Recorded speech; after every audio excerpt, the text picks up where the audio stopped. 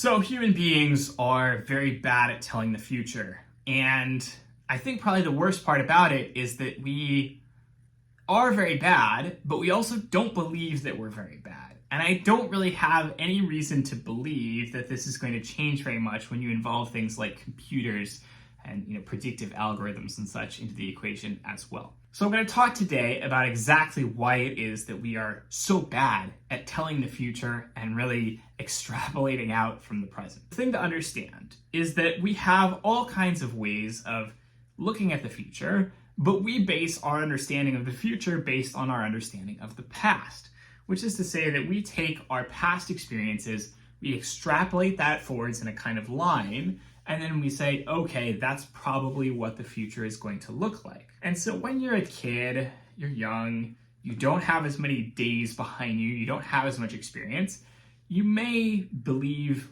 more fanciful things, right? You may believe that there's a lot more possibility for things to just go completely out of the bounds of what you've experienced so far because you simply have not experienced very much. And then as you get older, let's say you're now twice as old as you were the last time, it's like, okay, now you have twice as much experience. You have a lot more sense of like, okay, here's what an average day looks like. So I can expect that tomorrow is going to look roughly like yesterday or, whatever. You have a lot more of an understanding of the shape of the past and thus having a rough sense of what the shape of what the next day is going to look like. The problem is that we can only extrapolate from those past experiences, and by definition, our past experiences are not going to include a lot of things that happen very rarely. And this is what is called a black swan event. There's a whole series of books Nicholas Nassim Taleb wrote about this a few years back, which is essentially about how there are events which we just by definition cannot predict for because they are so big, they are so impossible, they're so out of the realm of ordinary experience that they have a huge outsized effect on, basically just our everyday lives. The original idea is, okay, say you're a European, you've gone your entire life believing swans can only be white because all you've ever seen is white swans only live in your part of the world, etc. Then, for the first time, you get outside of Europe, you go exploring, you do a colonialism, whatever, and for the first time you experience a swan that is black. And that becomes a huge change, a huge mindset shift, a huge world shift for you because you've never experienced a black swan. Now, of course, there are other people who live other parts of the world who have probably seen a black swan before. Maybe a white swan is surprising for them. The reality is that they have an entirely different lived experience than you because they lived in an entirely different place, entirely different setting, and so on. So the idea of a black swan is something that is so unexpected, something that you can't possibly predict for because all of your present experience so far has told you things are probably going to keep being like this because that's what all of my experience says. A really good example that I like to use to help people understand how to predict the future is to use the example of a driver behind a car. So say that you have a driver who is on the highway and they can go at, basically any speed really, but let's say that they're traveling on average about 60 miles per hour. So you might say, okay, where is this person going to be in an hour? Well, if you're doing a simple analysis, you would say, okay, well, this guy's been traveling about 60 miles per hour on average for a while. So we know that that's probably what's going to be happening for the next hour. So an hour from now, he's probably going to be 60 miles ahead. However, that may or may not be true because there may be times where, okay, he is stopped because there's construction. There may be something where it's like, okay, he actually, last hour he was traveling at 60 miles per hour. This hour he had to stop and get gas. And so that's going to take a significant chunk of time out of that hour when he would normally be traveling 60 miles per hour. The problem is that we as human beings, we don't tend to think about planning for those potential unexpected stops and shifts and changes and whatnot. And instead we tend to say, I'm looking at the speedometer says 60 miles per hour. I assume that I'm going to be 60 miles, ahead an hour from now. The problem also with that is that it tends to overemphasize short-term fluctuations. So let's say that on average, this guy travels 60 miles per hour, but let's say that that's maybe 80-90% of the time he travels at 60 miles per hour, but let's say some small percentages of the time he travels at 90 miles per hour, and some small percentage of the time he is stopped at 0 miles per hour. And yes, on average, it all adds up to 60 miles per hour. But now let's say that this man is now traveling at 90 miles per hour because highway is clear, whatever the case is. And he now looks at that speedometer. He says, okay, 90 miles per hour. So I can assume that I will be 90 miles ahead an hour from now. Even though, again, that is a short-term fluctuation on the high end, and that's actually not very indicative of his actual travel speed on average. Likewise, let's say that that person is stopped, at a red light, or traffic jam, accident, whatever. And so now he's traveling 0 miles per hour. Again, looks at the speedometer. If he's basing it entirely on that speedometer, he might say, okay, an hour from now, I will probably be 0 miles away because I will still be stopped. Even though, again, that's very likely to change. Probably move some amount, the accident gets cleared, the light changes, whatever. Problem is that we as human beings, we don't try and factor that whole picture into the equation. We are the people who just sort of look at the speedometer and we say, okay, I think that I'm roughly going to be this far away in the future based on what's happened in the past. There are large changes in our life that we cannot predict in advance. We can kind of have a rough sense that yes, it's very likely that things are not going to go exactly according to plan. It's very likely that we'll be interrupted by something or another, but you can't always predict exactly what that something or another will be. A really great example was the COVID pandemic, the 2020 pandemic, because in a general, vague sense, I can say, yes, I know that big pandemics happen occasionally. Maybe it's a once in a 100 years event.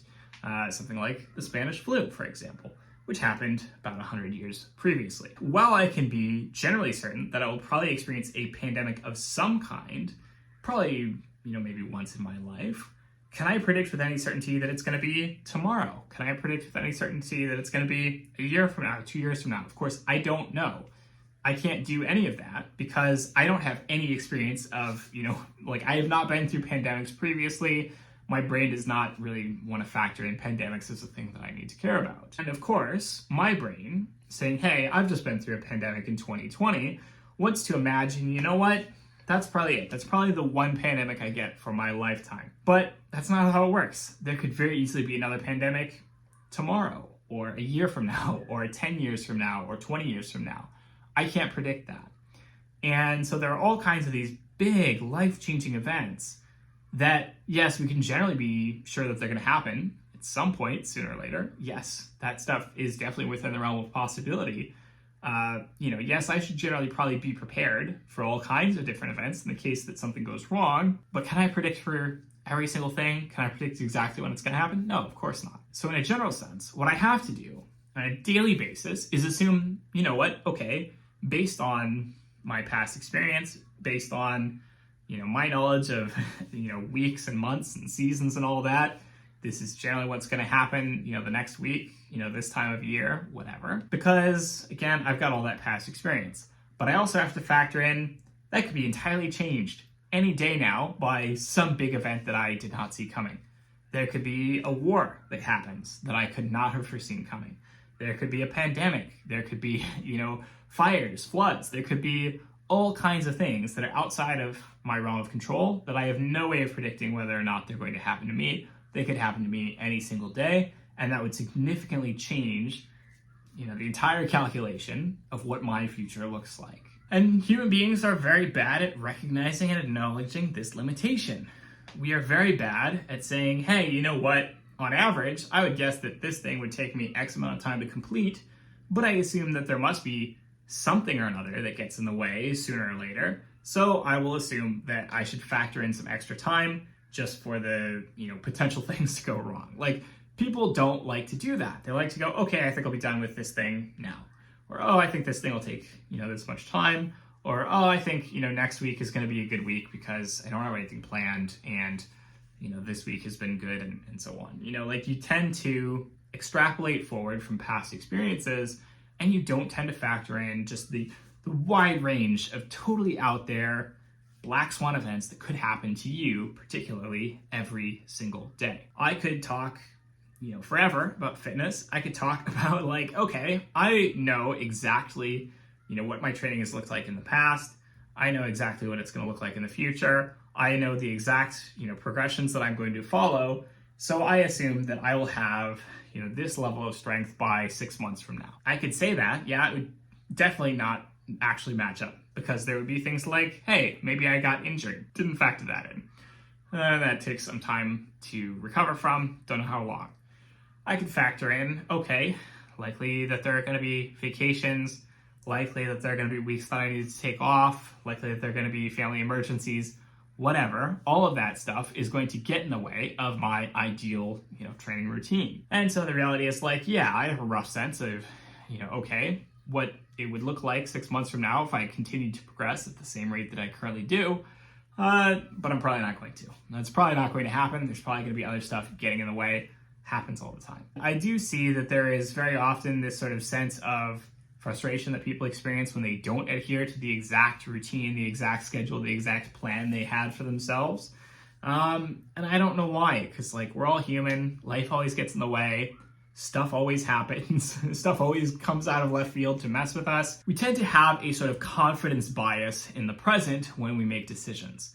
So there's a really well-known effect in which lots of people go to the gym. They sign up when they are feeling good about how much they're going to actually go to the gym, because they have really encouraged themselves. They've been like, okay, I'm finally going to go to the gym. I'm feeling good about this, blah, blah, blah. And the reality is that they are now planning based on, they're the guy with the 90 mile per hour speedometer situation. They're the guy, they're feeling great. They're like, I'm going to make decisions based on how I feel when I feel great. And I'm going to feel that, I'm going to achieve this much progress in the gym in the next 3 months and everything's going to be great. I'm going to go every day. So I'm going to pay for a 3-month membership or whatever. And then, chances are that when things settle down to the actual normal rate, which is, maybe they don't like fitness that much. Maybe they, aren't really terribly motivated to begin with. They stop going to the gym. They feel bad about it, etc. When the reality is that, if you were better at predicting the future, you would recognize that it's very likely that that was a bias, that was, you doing sort of a positivity, bias where you were sort of extrapolating the future from the best possible interpretation of the present, rather than from, the reality, which is that, that you tend not to want to go to the gym that much. I don't have any answers here. I don't have any solutions. I think it's certainly something where the more you think about it over time, the more experience you get with recognizing these biases and saying, hey, I think it's very likely that I'm not going to see, this exact rate of progress or whatever. You do start to get a little bit better about it over time. You do start to get a little bit better about factoring in, hey, there's probably going to be things, there's probably going to be factors I can't account for. I should probably leave some slack. I should probably be kinder to myself about my progress and so on. It's not a perfect solution, right? Everybody is bad at telling the future. I'm bad at telling the future. Nobody is good at planning. It's just a thing about human beings. It's just how we are. That is all for this week's video.